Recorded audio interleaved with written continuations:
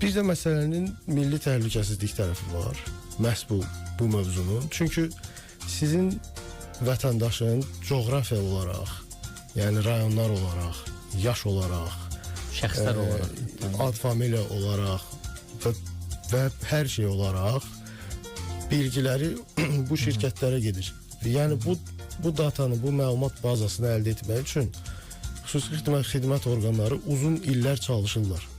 Amma biz bu məlumatı çox rahatlıqla bəli, ötürürük hansısa bir X şirkətinə və oradan da yəqin ki, kimlərsə onu istifadə edə bilir. Bu məlumatlar həssasdırmı? Həssasdır.